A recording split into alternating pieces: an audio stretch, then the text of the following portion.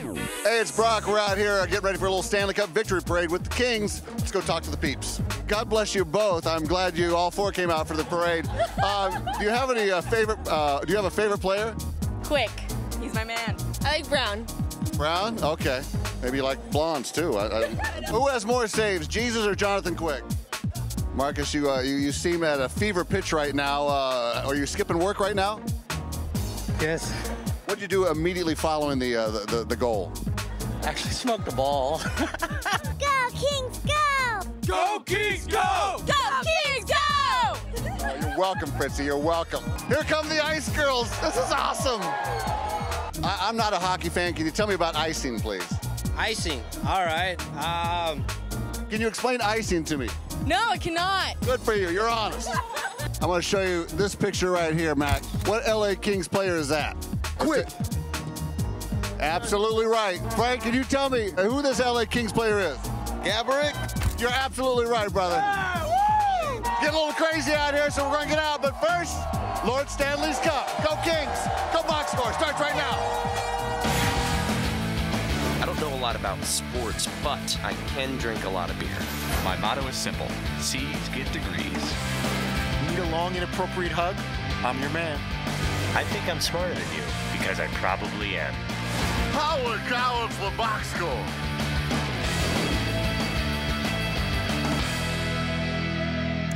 Hello and welcome to the box score. I'm Brock in Los Angeles. They are the Danettes out in Milford, Connecticut.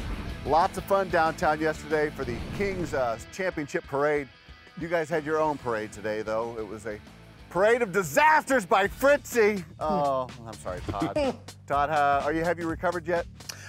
Slightly. We went out for a nice lunch, so we had some team bonding. They were willing to let me sit with them and engage in conversation with me, so I didn't feel totally left out. But yeah, it was a rough ship that first hour, and I'm not sure how much I was able to help right things the rest of the way. But yeah, brutal first hour. McLovin, what is it like having a front row seat next to a sinking ship?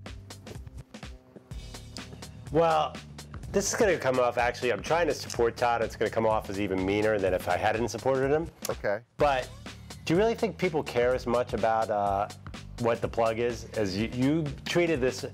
All right, who cares if it was a blown plug? Most people in their cars are just skipping by that. It was actually funny what John Barry said. No, it's probably the one plug I've listened to in 6 months. The thing I care about is Dan getting upset because I should have been clearer that yeah, this is something that we don't you know that Dan was poking you, though? I didn't take, you know how I get. I just assume, unless I'm told otherwise, that he's pissed off and I did something wrong and he's genuinely angry, even with all the jokes. You really think Dan was genuinely angry at you today? I think at times he was frustrated. The combination of the phone going bad and having him read a plug that he wasn't directly involved with. Without how many times do you think we've done the Fritzy bad phone line storyline in the past like 5 years?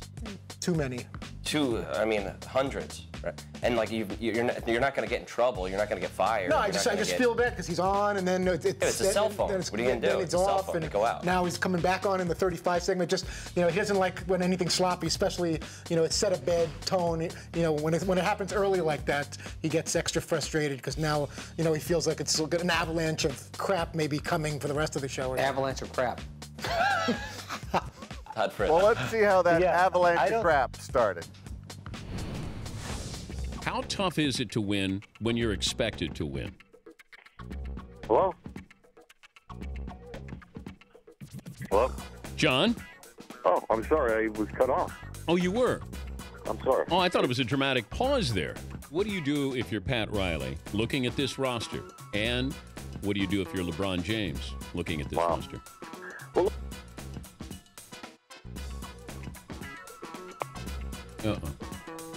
Fritzy. All right, we'll see if we can get John back.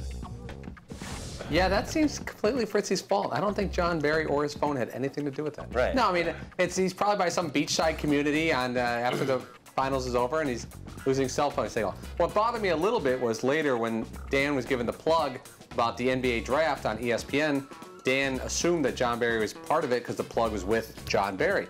And when I asked Fritz about it in the break, I said, do you see how Dan may think that John Barry would be part of the program because the plug is with him? He goes, yeah, but I didn't really infer that or anything. And I wish Fritz would have just said, yeah, you're right. I understand that most times with the plug, it goes with the person who's being spoken to. And it's just standard procedure. And if it's not, then the person, Dan should know that he's specifically not doing the draft, but can you mention this plug anyway? That is, I totally agree with that, Paulie. But the funny thing was John Barry's reaction. Oh yeah. NFL, every single NFL analyst in the world is on the draft now. There's not a single announcer who doesn't have to comment on the draft. So John Barry's like, huh, why would I comment on the NBA draft? I'm a pro guy. Yeah, McClellan's right. Yeah, I mean, come on. It was funnier that he was not part of the draft at all. And also, why aren't you part of the draft? You know the 30 teams, you should be an expert. Like, you're just going to be on the beach while the draft's going on? That would never happen in the NFL, but I guess that's how they work in the NBA. Yeah, I should have been clear. In the moment of frustration when Paul and I were talking about it, my point was, usually I'll put that person, John Barry is part of the coverage or something with the specific names of who's going to be part of that. But I can see why, the plug is always directly tied into the guest, and I should have either told the guys or put on the notes that we had saying that John, in parentheses, John is not part of this coverage, just so you know. See, here's the thing, though, and this, again, this is good. I feel like you're making it about you. No, well, he was upset, and Dan called me out after the phone line, and then I got called out again. From a producing standpoint, Fritz is right. He should have been clear on the plug. But when you're being attacked, you didn't see this because it wasn't on camera. Fritz and I were arguing back and forth a little bit on it. I just say, Fritzy, you didn't give it to him in the proper fashion. No big deal. It's really not a big deal at all. It's not like we said John Barry's going to be hosting the draft, and all of a sudden he goes, I'm not actually going to be part of the draft at all. Dan didn't really say that he was the main guy of the draft. But, when you're being attacked like Fritzy was there, he's going to battle back instead of, I do the same thing. If I'm being attacked by someone, I'm probably going to battle back more than listen to the exact words of the discussion. And on the heels of the phone situation, I was probably more defensive than I would like to think I would normally be. So, when you're getting, a left and a right cross coming 1-2, you feel. At a certain point, though, we have to start figuring out the phone situation. It's like somebody calls in on a bad cell phone, there's absolutely nothing Todd can do about that. Somebody calls up and you can't hear them at all right from the start, and it's like really muffled and a crappy phone line, then that's Fritzy's fault. But if somebody drops out because they're on a cell phone, well, I don't know, there's really not a lot you could do about that, and we just kind of have to move on from it, Fritzy included. Well, prior to the bad plug, Fritzy, the boss was stalling for over 2.5 minutes. Why did you wait so long to tell him that John was going to call back? Why the delay of game? In all honesty, I wasn't even aware that that was going on. I thought I was still on the phone with John trying to figure out, do we have enough time to get this figured out where we can still do it in the 9:20 segment, or it's pretty much past that point. Let's do it in the 35 segment. I still wanted to coordinate with Paulie and the guys. Are we still cool with having John on, even though we did a partial interview with him, and then we're going to bring him back and start all over again. So all this was going on while I'm not even listening to what Dan's saying or what he's promoting or not promoting. So during that 2-minute window where he's stalling, I wasn't even aware he was stalling because I had all these questions in my mind about how to deal with John Barry and where we're going to put him once we get the phone. I think the back row needs to start drinking again. Oh, yes. Yeah, I think that maybe that. I think you need a pina colada, and I think you're making me want a pina colada. I got to get the meds right. They haven't been able to figure it out just yet, the balance. Oh, my God. The serotonin level is something. In that space of time before John called back, Fritzy, you tried to provide some comic relief, and the key word here is tried. Do you see where Giselle is being asked to hand out the World Cup? Yes, Fritzy. Can you hand out the World Cup with Giselle? Shouldn't you be working on John Barry? I knew it. No matter what I say, I'm already in the doghouse because of the John Barry thing. I'm already, for the next 2.5 hours, I'm thinking anything I say is going to get that reaction. Man, I'm trying not to pile on with this dude, but Todd just has a way of presenting ridiculous questions or like lighthearted questions as really serious. So wait a minute, before I can give my answer, what are we talking about? Can you present it with Giselle? I'd rather give out the Super Bowl trophy, but if I could give out the World Cup trophy with Giselle, then my answer would be different. But I probably should have just kept my mouth closed until now on the box score.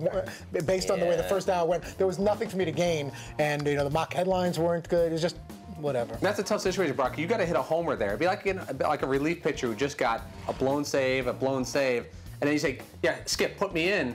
And then you blow a save. If you're going to say, Skip, put me in, strike out the side. Yeah, you got to have a sure thing joke there. Paul's right. If I don't redeem Or at least myself a joke. quickly, Odd joke, not just a. If I don't redeem myself very quickly there, then Dan's attitude is pretty much Fritzy's having a bad day, and I don't care how many times he raises his hand. It's just it's probably not worth it for the goodness of the show to call on him anymore for the rest of the show. It was a bad line if you were having a good show. Brock, save me here. I was just going to say, you put a bow on that embarrassing performance of those mock headlines. What's it feel like walking into that very end where you're not even getting crickets at the very end, Fritzy? It was awful. It was very uncomfortable. I thought I had a few good ones there. I got all my other work done, or I thought I did, except for John Barry's phone. But I had everything all squared away, and I spent some time working on some mock headlines off USA's victory over Ghana, and I thought I had some clever ones there. And then I'm reading them one after the other. Front rows rolling their eyes at each other. They're trying to figure out what sound effects to play, and it wasn't even worthy of a bad sound effect. I don't know. You know how you know things are going really wrong, totally okay? quiet. We gave Fritzy music to sort of help him through, so it wasn't just constant crickets. At least there was some music underneath his headlines holding it all together. He pulled the music on. Once you hear that slowly creeping away, that just sort of, and then it's just nothing. That means Fritzy's just going to be out there all by himself. That's a sign that things are going very poorly. And I had about 13 or 14 of them, and I don't think I was even halfway done. I think by number 6, Seaton pulled the plug on the background music, and then Paulie maybe 9 or 10 in, just as I'm almost done already, the crickets come out, and I'm like, Barry, and it was just. You mean there were more of those, or did you get through the whole thing? You did 14. I saved the gonorrhea one. I thought was clever. I saved that for the end, and that didn't even get a laugh. And I thought that was going to be at least a double. They probably played big in Europe and like South America. Like soccer countries probably thought those were hysterical. And the one that I thought was good, Dan ended up topping me because during the break he comes in and goes, maybe you should have went Ghana Rio. That would have, actually made it a lot better. So I had one that was, even if it was halfway decent, Dan showed me how that one missed the point as well, and I could have. Other than that, you had a good day. Yeah. Other than that, everything's been great. I got no guests for tomorrow, and I can't take credit for Landon Donovan. That's Paulie's boy. He hooked up Landon Donovan. Tim Howard, and it's just not good. Paulie, are we going to give everyone a break from mock headlines, or are we just going to keep up the mental beat down on Fritzy? I'm going to ask for more tomorrow. I mean, either way, someone's going to be laughing. I don't know, who cares? Oh, boy. And Dan said something very supportive after lunch as I'm walking back to the studio. So I don't know if I like when your mock headlines are good or when they totally stink. And he said that in a very serious expression where like he's almost rooting me to fail because it's more funny, me just totally, crapping it than actually saying something remotely clever with the mock headlines. So at a certain now the host point, is against though, me. how often do we keep going back to crappy mock headlines? I've been trying to space them out. I don't do them every day. I try to. Even if you go 3 for 10, all right, you'd be a Hall of Famer if you look at it that way, right? You get in a good 3 out of 10, you're batting 300. That would be pretty amazing. Yeah, it was very. I don't know that we could say that. It was very uncomfortable. The fact that there was total silence. Maybe there's too many mock headlines. Can I just throw that out there again? Maybe it's like a once-a-weeker. Maybe, and you can build up all the good ones, and then all of a sudden you got 10 really good ones, and then like, hey, this is awesome. Look at Todd's funny mock headlines. Or like the World Cup. World Cup's once every 4 years. Everyone gets excited about it. Once every 4 years, do mock headlines. I mean, it's starting to become like where like, hey, so Fritzy's got mock headlines coming up. It's like, all right, let's see how terrible these are. That's not actually the name of the segment, though. Mercy, mercy, mercy. And they played big in Ghana on sports radio. Coming up, Landon Donovan calls in.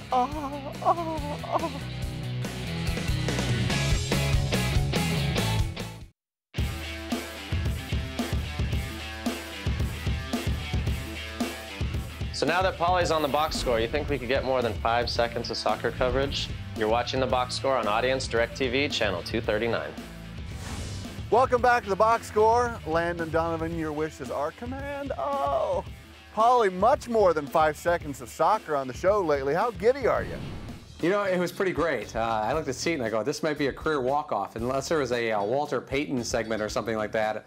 This will make it top. The one thing I try to be careful with, as much as I like soccer, I do realize there's a lot of people out there who don't, and a lot who just like it a little bit or during the World Cup, so I don't want to overdo it because I'm a fan of it. I thought Landon fit today, and I thought Tim Howard fit today, and the rest of it, if you listen to the first segment of the show, I didn't open my mic on soccer until Dan brought me in for about 1 word. So I didn't say 1 word about soccer purposely in that first segment because everyone knows I like it and I watch it, so I wanted to let Dan take it and the other guys. It seems crazy to me, though, that, like, are there people who really aren't paying attention right now, and how is that possible? How is it possible you're not paying attention to the World Cup? And to me, like, it was, like, the one thing I really wanted to talk about today. And then, actually, I was kind of surprised in a way. It didn't really dawn on me beforehand, but then I was like, wait a minute, like, our lead interview is talking about the Heat off-season, like, wow, all right, that's weird, you know, like, because I'm so into the World Cup, and I'm not an everyday soccer fan. So... That's good. Well, your man crush, Landon Donovan, did call in today, and once again, DP asked him the tough questions. Would you rather look like Ronaldo or play like Ronaldo? Oh, jeez. At this point, since my career's almost over, I'd rather look like him. He scored, was it the Champions League final? Yeah. And he took his shirt off. And I was just like, really, dude? I mean, like, he's built like a machine. It's like if you chiseled a body with, you know, like a stone, that's what it would look like. It's ridiculous. Yeah, that's a good question. We asked it to Tim Howard as well, and he said he'd look like him.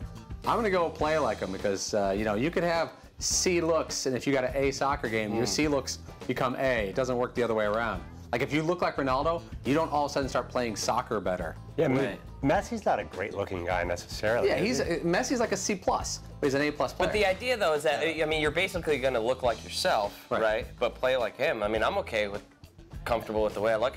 Hell yeah, I'd want to play like him. Has there ever been a really ugly, great soccer player? There is. There's a guy whose name I'm not going to mention, but he's one of the best in the world, and he is not a good-looking dude. But he's one of the best in the world, and you're not talking about Alexi Lawless. No. Okay. But you know, that's a tough trade-off. Paulie, if Landon needed any suggestions on how to be an analyst on TV, would you give him private tutoring sessions? In all honesty, we had a conversation about that about 3 weeks ago when he was broached by ESPN and a few other places about doing stuff. He's like, any tips? And he asked for tips for Dan too. And so I typed up just a couple ideas from Dan and myself, and he's already used them. But it's good that he asked, because a lot of people think that, oh, I could do this, anyone could do this. Well, he could do soccer in his sleep. He can't do broadcasting in his sleep. He can have the information here, but it's to give it out. And Dan knows that too, so it's good that you ask. Any former athletes who ask usually end up succeeding because they ask. Fritzy, it sounds like a preview of your favorite movie sequel. Ask. No, Private Lessons. Private Lessons. Sylvia Crystal. Camp counselor snuck us in. We were supposed to see the Apple Dumpling Gang with Don Knotts and Tim Conway, and one of our camp counselors who was doing the pot thought it'd be a great idea to take a bunch of 10-year-olds to see Private Lessons, and that's when I changed your life forever. Saw some things I probably wasn't supposed to see. Had my medium buttered popcorn and my snow caps and my Mountain Dew and other stuff. So funny. That guy would go to jail now. Good luck segueing. Yeah, I know. That's like a crime in 40 Good luck segueing back from that, Brock. Well, let's try this. Great time. Food and erotica to soccer erotica. Fritzy, why send the pictures of Ronaldo to Dan? Shirtless, that is. I didn't hesitate. It wasn't like, oh, is that creepy, or I don't want to be sexist between Cougar of the Week and some of the comments I make and some of the pictures I send. I wanted to take care of both genders, and the way Landon Donovan was talking about this stone chiseled body. I know Ronaldo's a good-looking guy, but it made me Google some photos, and I could see where Landon Donovan was coming from with some of those adjectives, and I came across one, copied and pasted it, and decided to share it with Dan just to make sure he understood where Landon was coming from. It's a handsome, fit young man. Much to Paulie's delight, the boss is slowly warming up to soccer, and even had a suggestion for a play-by-play guy that might get others on the bandwagon. Damn that Dick Vitale. See what he started? Was the goal that good? Yeah. No. El diaper dentito. Oh, no. Tell you this, Ronaldo, the hair. So awesome. I'll tell you, hand to God, Maradona, awesome. Sort of like morphing into Mike Francesa there for a minute. Hand to God, that's a loss. That's what you get here. Yeah, segments like these that remind us that we're a radio show, because I think stuff like that must play really well on the radio. It reminds me when I hear Howard Stern's show and everyone's in and everyone just stumbles upon a bit that could be 10, 20, 30 seconds long, and then they get out. That was not scripted or planned, and I bet that sounded great on radio. Seton, you said you went to 3 different bars and got away from the one that you didn't want to stay at one that was rowdy. If it was 10 years ago, would you have stayed at one with the Mardi Gras atmosphere? Oh man, absolutely. Yeah, there's no way I'd probably still be there. But I really, truth be told, I left the first 2 bars because I really just wanted to find a place to have a cheeseburger and not have to eat it standing up. And yeah, there's definitely a sign that maybe I can't say I'm maturing, but I'm definitely growing older. And I'm like, I don't know. There's all these kids in here. Like, I just want a cheeseburger and a beer and watch the game. A Pinot Grigio and maybe a salad. And I did end up at sort of like, it wasn't like a place you got a burger. It was a place that really makes burgers, you know, a little high-end. I felt a little sell-out-ish, but whatever, it worked. Up next, do the Danettes have World Cup fever? We will find out and put them to the test.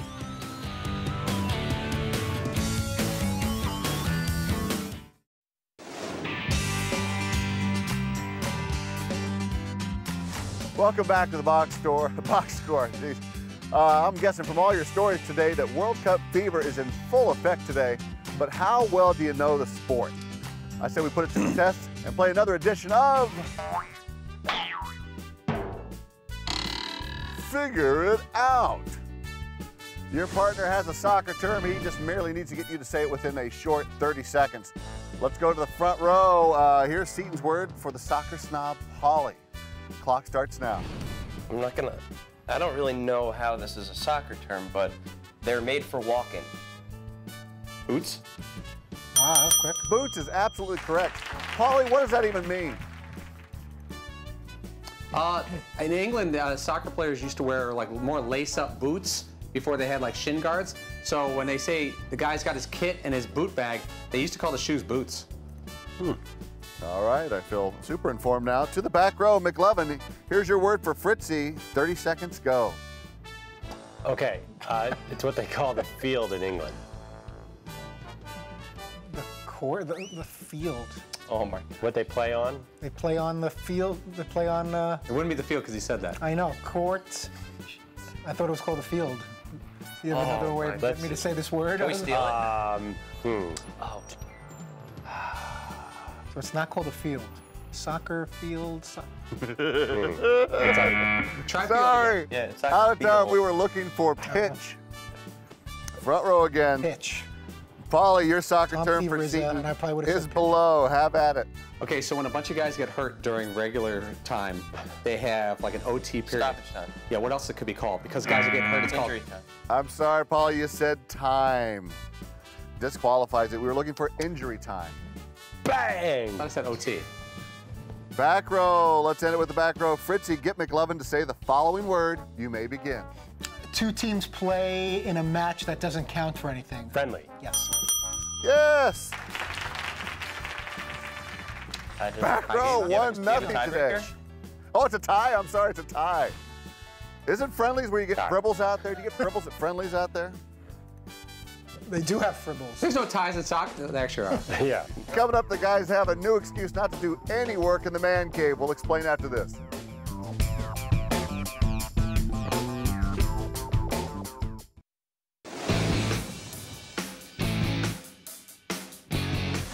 Welcome back to the box score. You guys debuted a new addition to the man cave today as you showed off a beautiful pool table. Paulie, nice break there. Dan says you're now basically invading his space during the breaks when you head to the other side of the glass. McLovin, is this going to be a bad idea in the long run? It's a good idea for us. It's a terrible idea for Dan Patrick because he was already like 1 day in. I could just see him standing there like, it was like after the show, he went over, checked his phone, and looked over, and all of a sudden the 3 of us were there. And he's just like, oh no. He likes his space. You know, he's concerned if someone's going to touch something or move something from his desk or bang into something. The last thing he needs, we're already all on top of each other for 3 hours. His safe haven is on the other side of the glass. Now we've got all the more reason to just hover all around him. Seton, how many shows will it take until you guys miss coming back from a break because of this? Oh, by the end of the week, minimum. Yeah, I'm surprised it didn't happen today. I was a little more conscious of it today.